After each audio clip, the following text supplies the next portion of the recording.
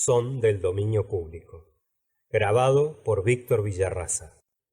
Capítulo XVII. Del Cabo de Hornos al río de las Amazonas. Cómo y por qué estaba ya en la plataforma no puedo explicarlo. Quizá me había llevado allí el canadiense, pero lo que me importaba era que respiraba y que saboreaba el vivificante aire del mar. Mis dos compañeros se hallaban también a mi lado, embriagándose con las frescas moléculas de aquella anhelada atmósfera. Los que por desgracia han estado durante mucho tiempo privados de alimento no pueden sin imprudencia comer todos los primeros alimentos que les presentan. Nosotros, por el contrario, no teníamos necesidad de contenernos y podíamos aspirar a todo pulmón los átomos de aquella brisa que derramaba sobre nosotros una voluptuosa embriaguez. Ah, decía Consejo, qué cosa tan buena es el oxígeno. No tenga el señor miedo de respirar, para todos hay. En cuanto a Ned Land, no hablaba, pero abría unas mandíbulas capaces de espantar a un tiburón. Y qué aspiraciones tan poderosas. Podía decirse que el canadiense absorbía tanto aire como una estufa en plena combustión. Presto recobramos las fuerzas, y cuando miré alrededor de nosotros vi que estábamos solos. Ningún hombre de la tripulación, ni aun el capitán Nemo. Los extraños marineros del Nautilus se satisfacían con el aire que circulaba en el interior. Ninguno había venido a deleitarse en plena atmósfera. Las primeras palabras que pronuncié fueron palabras de agradecimiento y gratitud hacia mis compañeros. Ned y Consejo habían prolongado mi existencia durante las últimas horas de tan larga agonía. No era posible, no, pagar tanta adhesión con todo mi reconocimiento. Vamos, señor profesor, me decía Ned Land. no vale eso la pena de hablar de ello. ¿Qué mérito tenemos? Ninguno. No era más que una cuestión de aritmética. Vuestra existencia valía más que la nuestra. Luego era preciso conservarla. No, le dije, no valía más. Nadie es superior a un hombre generoso y bueno, y vos lo sois. Está bien, respondió Ned Land cortado. Y tú, mi buen Consejo, mucho has sufrido. No mucho, si he de ser veraz. Bien, me faltaban algunas bocanadas de aire, pero me parece que me hubiera ido acostumbrando. Por otra parte, yo estaba viendo al señor perder el sentido, y no me daba esto gana ninguna de respirar. Al contrario, se me cortaba el aliento. No sabiendo cómo continuar y confuso por las vulgaridades que empezaba a decir, Consejo no terminó su frase. Amigos míos, les dije vivamente conmovido, estamos ligados para siempre los tres, y tenéis derechos que ejercer sobre mí. de los cuales abusaré, Respondió el canadiense. ¿Qué quiere decir eso? Dijo Consejo. Sí, Repuso Ned Land. el derecho de llevaros conmigo cuando me vaya de esta infernal embarcación. Al grano, añadió Consejo. ¿Vamos por el buen camino? Sí, respondí, puesto que vamos hacia el sol, y aquí el sol es el norte. Sin duda, Dijo Ned Land. pero falta saber si caminamos hacia el Pacífico o hacia el Atlántico, es decir, los mares frecuentados o los desiertos. No podía yo responder y hasta tenía mis recelos de que el capitán nos llevase más bien al vasto mar que baña las costas del Asia y de América. Así completaría la vuelta entera, volviendo a los parajes donde el Nautilus estaba más independiente. Y entonces, ¿cómo realizaría Ned Land sus proyectos, estando lejos de las tierras habitadas? No debíamos tardar en dejar resuelto este importante punto. El Nautilus marchaba con viveza, el círculo polar quedó atrás, y el rumbo era hacia el promontorio de Hornos. Estábamos a la vista de la punta americana el día 31 de marzo a las 7 de la tarde. Olvidados estaban ya todos nuestros padecimientos. El recuerdo de nuestro encierro en los hielos se iba desvaneciendo, y sólo pensábamos en el porvenir. El capitán Nemo no aparecía ni en el salón ni en la plataforma. El punto que el segundo tomaba diariamente sobre el planisferio me permitía conocer la dirección exacta del Nautilus. Aquella tarde quedó evidentemente demostrado, y con mucha satisfacción mía, que íbamos por el Atlántico. Di parte de mis observaciones al canadiense y aconsejo. Buena noticia, Respondió Ned Land. pero ¿a dónde vamos? No lo sé. ¿Querrá el capitán llevarnos ahora al Polo Norte para trasladarse al Pacífico por el famoso paso del noroeste? Cuidado con incitarle a ello, dijo Consejo. Es que antes dejaríamos su compañía, Añadió el canadiense. De todos modos, prosiguió Consejo, el capitán Nemo es un hombre de pro y no nos pesará haberle conocido. sobre todo después de haberle abandonado, Respondió Ned Land.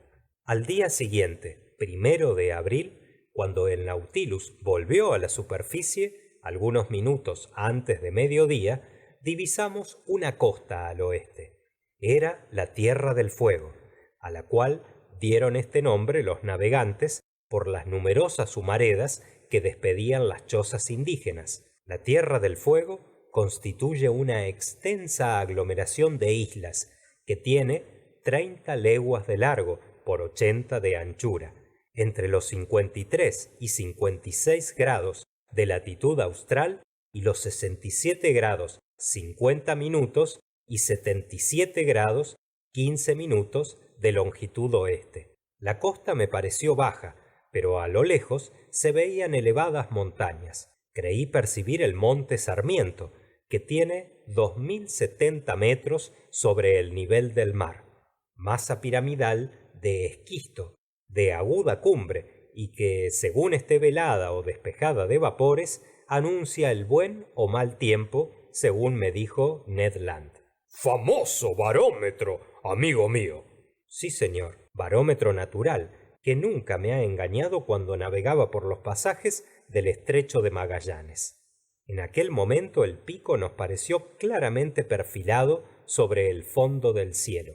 Era señal de buen tiempo, y así sucedió.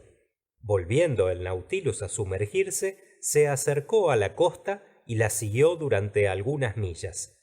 Por las ventanas del salón vi unos largos bejucos y unos fucos gigantescos, los barex portaperas, de los cuales había algunas muestras en el mar libre del polo, con sus filamentos viscosos y lisos, que medían hasta 300 metros de longitud, verdaderos cables, más gruesos que el pulgar, muy resistentes, que algunas veces sirven de amarras para los buques. Otra yerba llamada belp, con hojas de 4 pies de longitud, empastada sobre las concreciones coralígenas, tapizaba los fondos, sirviendo de nido y alimento para una multitud de crustáceos y de moluscos, cangrejos y calamares.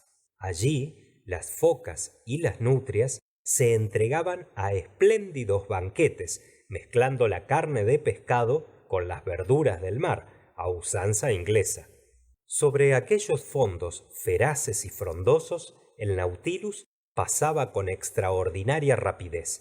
Por la noche se acercó al archipiélago de las Malvinas, cuyas ásperas cumbres pude al siguiente día reconocer. La profundidad del mar no era muy grande, y creí no sin razón que aquellas dos islas, rodeadas de muchos islotes, formaban antiguamente parte de las tierras de Magallanes. Las Malvinas fueron probablemente descubiertas por el célebre John Davis, que les dio el nombre de Davis Southern Island. Más tarde, Ricardo Hawkins las llamó Maiden Islands, o Islas de la Virgen. Después fueron denominadas Malvinas al principio del siglo XVIII por unos pescadores de Saint Malo, y en fin, Falkland por los ingleses, a quienes hoy pertenecen.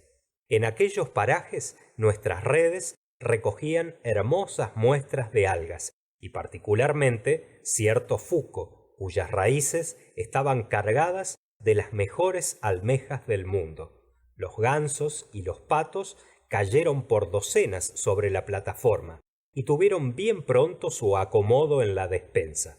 En materia de peces, observé especialmente unos pertenecientes al género gubio, largos de 2 decímetros y moteados con manchas blancas y amarillas. Admiré igualmente numerosas medusas y sobre todo las crisaoras, que son las más bellas del género, familiares de las Malvinas. Se asemejaban unas veces a una sombrilla semiesférica muy lisa, rayada de líneas de color rojizo pardo y terminada por 12 festones regulares. Otras veces imitaban un canastillo, del cual se desprendían graciosamente anchas hojas y prolongadas ramitas encarnadas. Nadaban agitando sus 4 brazos foliáceos y dejaban flotar a la rastra su opulenta cabellera de tentáculos. Hubiera querido yo conservar algunas muestras de estos delicados zoófitos, pero no son más que nubes, sombras, apariencias que se desvanecen y evaporan fuera de su elemento natal. Cuando hubieron desaparecido bajo el horizonte las últimas alturas de las Islas Malvinas, el Nautilus se sumergió entre 20 y 25 metros y siguió la costa americana sin que apareciera el capitán Nemo. Hasta el 3 de abril no abandonamos los parajes de la Patagonia, unas veces bajo el océano, otras en la superficie.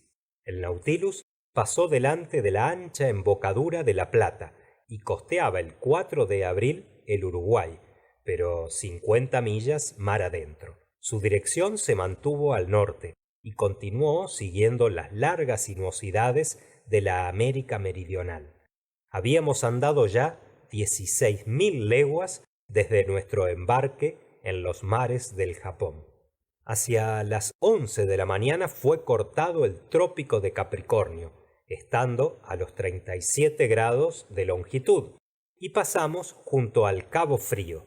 El capitán Nemo, con disgusto de Ned Land, no era aficionado a las costas habitadas del Brasil, porque andaba con una velocidad vertiginosa. No podía seguirnos, por veloz que fuera, ni un pez ni una ave, quedando sin observación las curiosidades naturales de aquellos mares. Esta velocidad se sostuvo durante algunos días, y el 9 de abril por la tarde estábamos a la altura de la punta más oriental de la América del Sur, que forma el Cabo de San Roque. Pero entonces el Nautilus se apartó de nuevo y fue a buscar mayores profundidades a un valle submarino formado entre dicho cabo y Sierra Leona, en la costa africana. Este valle se bifurca a la altura de las Antillas y termina al norte por una enorme depresión de 9.000 metros. En estos sitios, el corte geológico del océano forma hasta las pequeñas Antillas un acantilado de 6 kilómetros cortado a pico, y a la altura de las islas de Cabo Verde, otra muralla no menos considerable que encierra entre sí todo el continente sumergido de la Atlántida. El fondo de este inmenso valle es accidentado y ofrece algunas montañas que dan a esos fondos submarinos algunos aspectos pintorescos. Hablo especialmente de ellos con referencia a los mapas manuscritos existentes en la biblioteca del Nautilus, mapas evidentemente debidos al capitán Nemo y trazados por sus observaciones personales. Durante 2 días, aquellas aguas desiertas y profundas fueron visitadas por medio de planos inclinados.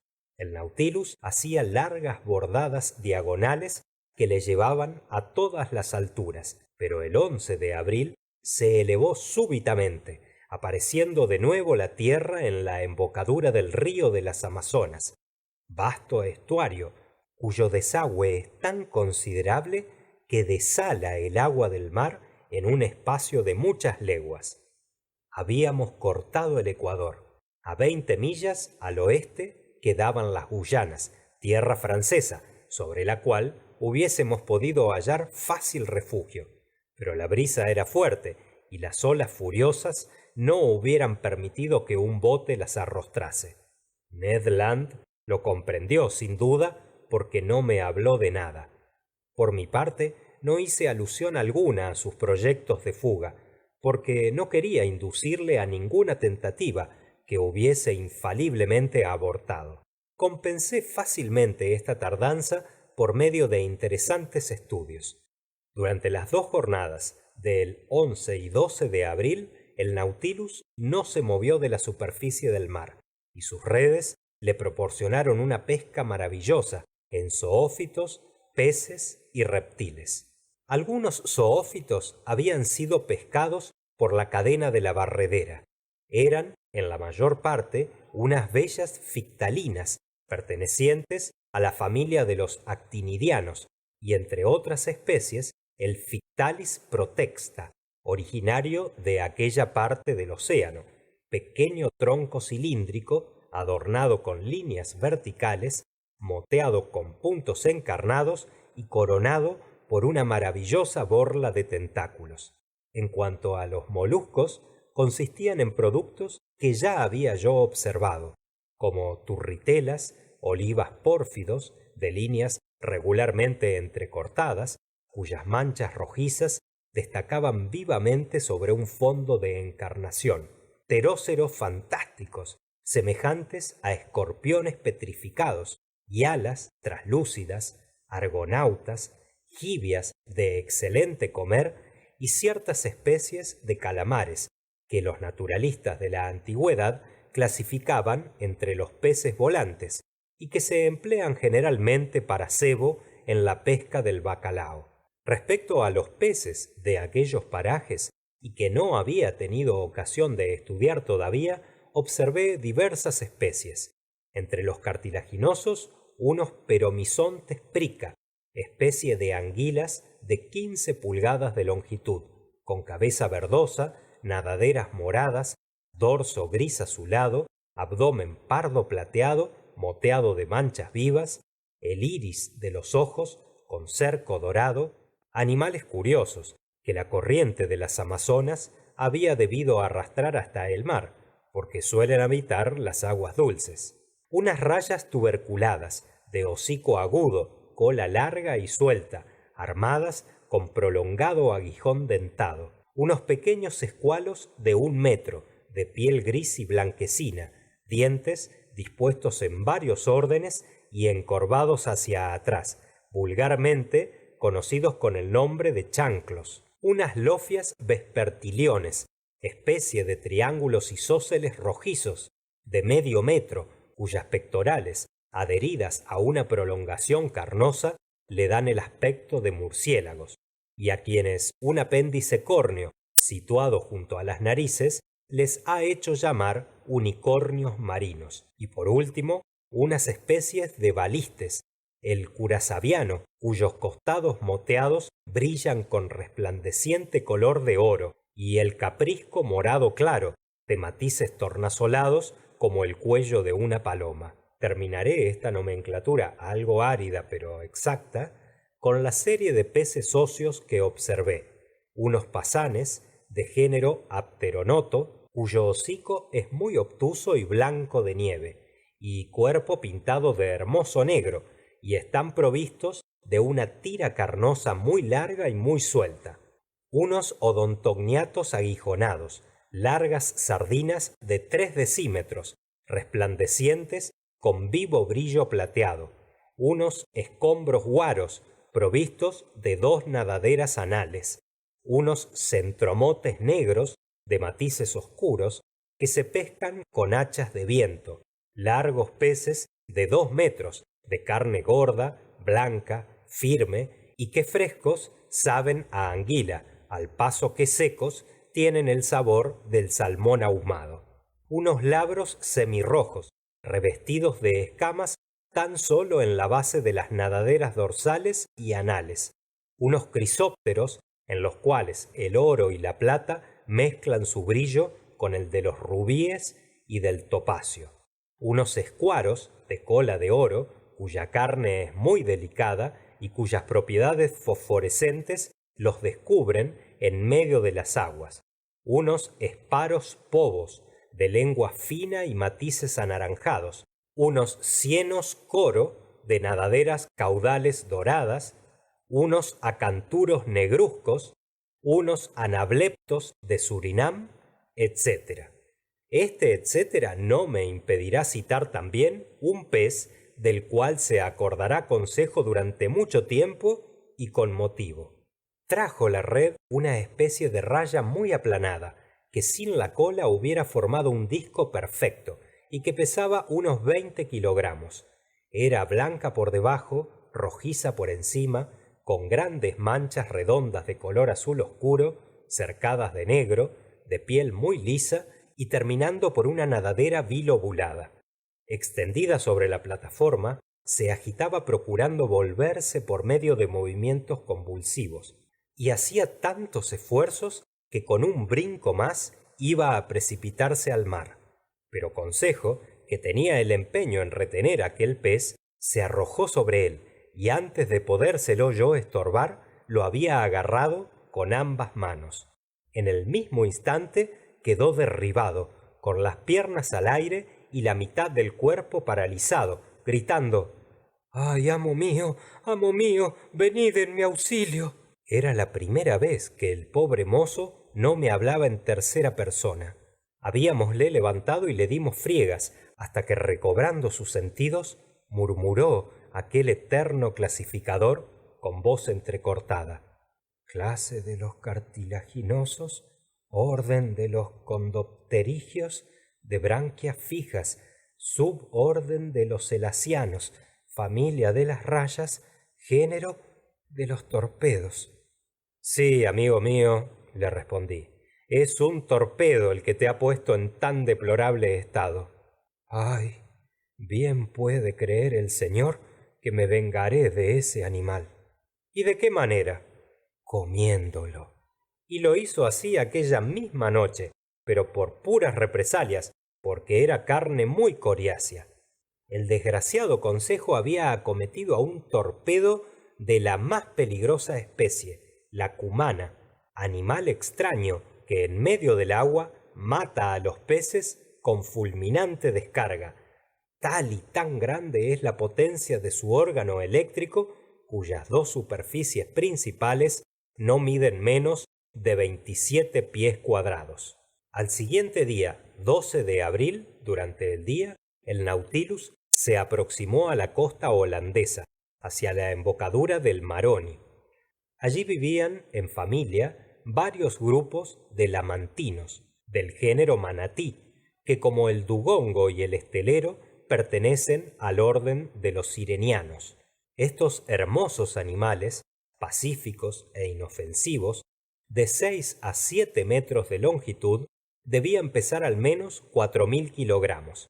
Hice saber a Ned Land y a Consejo que la previsora naturaleza había encargado a esos mamíferos el desempeño de importantes funciones. Ellos son los que, como las focas, pasen las praderas submarinas, destruyendo las aglomeraciones de hierbas que obstruyen la embocadura de los ríos tropicales. ¿Y sabéis? Añadí, lo que ha sucedido desde que los hombres han aniquilado por completo estas razas útiles. Las hierbas en putrefacción han emponzoñado el aire y la fiebre amarilla devasta esas admirables regiones. Las vegetaciones venenosas se han multiplicado en esos mares tórridos y el mal se ha desarrollado desde la embocadura del río de la Plata hasta las Floridas. Y si hemos de creer a Toussenel, ese azote no es nada al lado del que herirá a nuestros descendientes cuando estén los mares despoblados de focas y ballenas. Hacinado entonces todo, pulpos, medusas, calamares, se formarán vastos focos de infección, porque ya no surcarán las aguas esos grandes estómagos a los cuales había dado Dios el encargo de espumar la superficie de los mares. Entretanto, y sin desdeñar estas teorías, la tripulación del Nautilus se apoderó de media docena de manatís. Se trataba, en efecto, de abastecer la despensa con excelente carne, mejor que la de vaca y ternera. La caza no fue interesante, porque los manatís se dejan herir sin defensa. Muchos millares de kilogramos de carne destinada a ser asesinada, quedando almacenados a bordo. Aquel día una pesca singularmente practicada vino a aumentar las reservas del Nautilus y a demostrar la abundancia de aquellos mares. La barredera había traído en sus mallas cierto número de peces, cuya cabeza terminaba por una placa ovalada de bordes carnosos. Eran unos equeneides de la tercer familia de los malacopterigios subbranquianos. Su disco aplanado se compone de láminas cartilaginosas transversales movibles, entre las cuales el animal puede practicar el vacío, lo cual le permite adherirse a los objetos a modo de ventosa.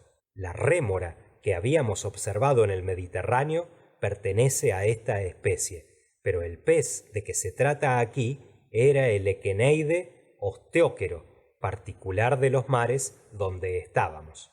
Nuestros marinos, a medida que los cogían, los ponían en unas tinas llenas de agua. Terminada la pesca, el Nautilus se acercó a la costa, donde cierto número de tortugas marinas dormían en la superficie de las aguas. Hubiera sido difícil apoderarse de aquellos preciosos reptiles, porque el menor ruido los despierta, al mismo tiempo que su caparazón sólido está a prueba del arpón. Pero el equeneide debía verificar esa captura con una seguridad y una precisión extraordinarias. Ese animal es en efecto un anzuelo vivo que haría la suerte y la felicidad del sencillo pescador de caña. Los hombres del Nautilus ataron a la cola de esos peces un anillo bastante ancho para no molestar sus movimientos, y en esta especie de argolla fijaron una cuerda larga amarrada a bordo por la otra punta. Los equeneides, arrojados al mar, empezaron a trabajar y fueron a pegarse sobre la concha de las tortugas. Su tenacidad era tal que antes de soltar la presa se hubieran dejado despedazar. La tripulación después los izaba a bordo y con ellos las tortugas adheridas. De esta manera se cogieron varios cacuanos de 1 metro de anchura y un peso de 200 kilogramos. Eran muy preciosos por su caparazón cubierto de placas córneas grandes, delgadas, transparentes, pardas, con motas blancas y amarillas. Y además eran excelentes bajo el punto de vista comestible, como todas las tortugas francas, que son de exquisito gusto.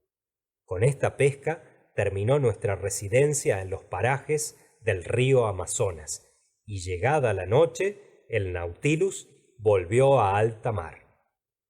Fin del capítulo 17.